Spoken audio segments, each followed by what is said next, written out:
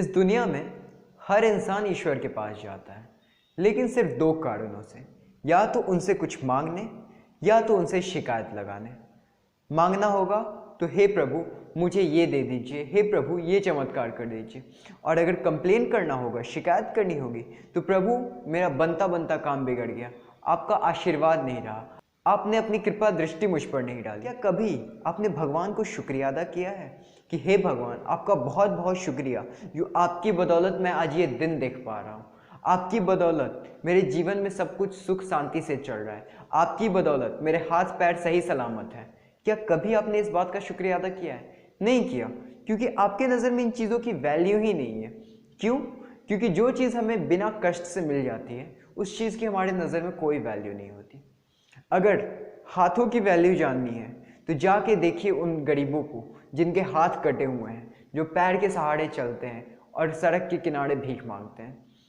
तब आपको अंदाज़ा होगा कि भगवान ने आपको कितना दिया और आप भगवान से क्या मांग रहे हो और आप भगवान से क्यों शिकायत कर रहे हो।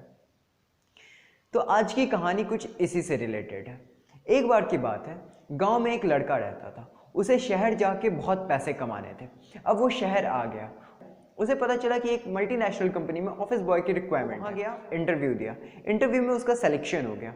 सिलेक्शन होने के बाद जो एचआर थे उन्होंने कहा कि आप अपनी ईमेल आईडी दे दीजिए, मैं उस ईमेल आईडी पे आपको अपॉइंटमेंट लेटर सेंड कर दूंगा। अब उसने कहा कि सर ये ईमेल आईडी क्या होती है? एचआर ने कहा आपके पास ईमेल आईडी नहीं है? उसने कहा नहीं सर, ईमेल आईडी तो नहीं है मेरे पास। तो उसने कहा फिर आपको यहाँ पे जॉब नहीं मिल सकती। और इतना कह के एचआर ने कहा कि आप यहाँ से चले जाइए। वो वहाँ से निकल गया।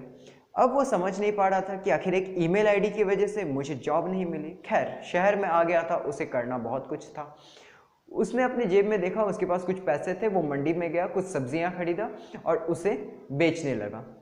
धीरे धीरे उसने मार्केट ओपन किया, धीरे धीरे 1 से 2, 2 से 3 उसके वेजिटेबल और फ्रूट्स के शॉप्स खुल गए। फिर उसने एक सुपरमार्केट ओपन किया और फिर वो देखते ही देखते वो शहर का सबसे अमीर इंसान बन गया। मॉल्स वगैरह भी ओपन कर लिया।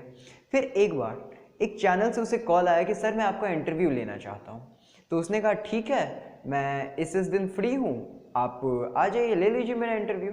तो फ़ोन पर जिससे उसकी बात हो रही थी उसने कहा सर आप मुझे अपनी ईमेल आईडी दे दीजिए, मैं उस ईमेल आईडी पे क्वेश्चन सेंड कर दूंगा, तो आपको ही पता रहेगा कि आपसे क्या पूछा जाएगा। तो उसने फ़ोन पे कहा कि अगर मेरे पास ईमेल आईडी होती तो अभी मैं किसी मल्टीनेशनल कंपनी में ऑफिस बॉय का जॉब कर रहा होता।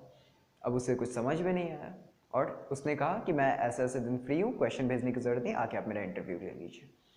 तो अगर आपका भी कोई काम होते होते बिगड़ जा रहा है या फिर आपको कोई चीज़ मिलते मिलते रह जा रही है, तो इसका मतलब भगवान कुछ आपके लिए बड़ा सोच। मेरे मामा जी कहते हैं कि कभी अगर छोटा चीज़ मिस हो जाए तो समझना चाहिए कि महादेव आपके लिए कुछ बड़ा रखे हुए हैं, आपको बहुत बड़ा मिलने। अगर लाइफ में कुछ बनते बनते रह जा रहा है तो इसका मतलब भगवान आपके लिए कुछ बड़ा सोचे हुए हैं। तो इसलिए भगवान से सिर्फ मांगो या उनसे कंप्लेन मत करो, कभी कभी भगवान का शुक्रिया अदा भी कर दो। उम्मीद करता हूँ ये वीडियो आपको पसंद आई होगी। अगर वीडियो पसंद आई है तो वीडियो को लाइक जरूर करें और चैनल पे फर्स्ट टाइम आया तो इसे शेयर करना ना भूलें।